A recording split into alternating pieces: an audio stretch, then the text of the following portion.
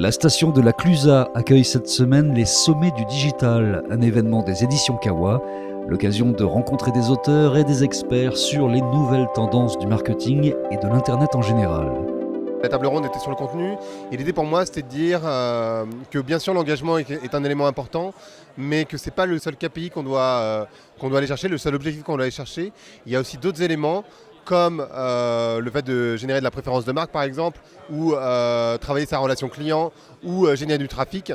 Et ça c'est des éléments qui ont des KPI différents.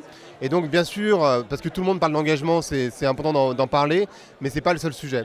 Et ensuite, mon deuxième point, c'était de dire aussi qu'on a tendance entre marketeurs à s'exciter autour d'un tweet qui devient viral ou ce genre de choses. Mais en réalité, ce qui compte, c'est l'engagement qu'on a par rapport à une marque et pas juste par rapport à un élément de communication. Ce livre, je l'ai écrit pour remettre les clients au cœur des marques et surtout les marques au cœur des clients en fait. On a perdu le côté émotionnel dans la relation avec les clients pour plusieurs raisons. La première, on veut absolument du résultat et donc on est focalisé sur les chiffres. Du coup, on s'éloigne du client finalement.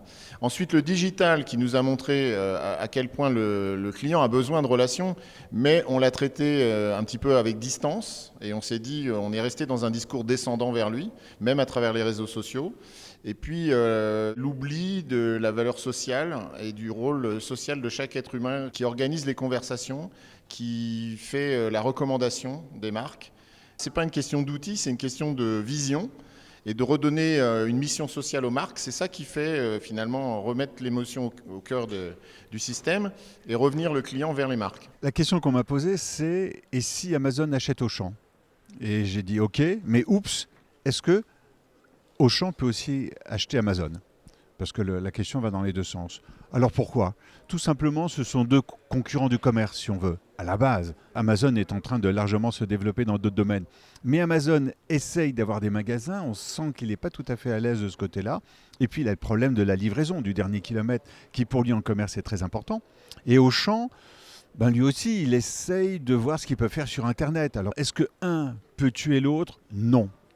Est-ce que l'hypermarché a tué le commerce de proximité ? Non. On a besoin de la rencontre physique, on a besoin du social, comme on a besoin de gagner du temps. Les deux cohabiteront demain. Philippe Cahen, je suis monsieur Signaux Faible. Au sommet du digital, quelques jeunes entrepreneurs, comme de grandes figures du web, en profitent également pour présenter leurs projets. Oui, alors donc ici j'ai présenté deux startups dans lesquelles je suis advisor.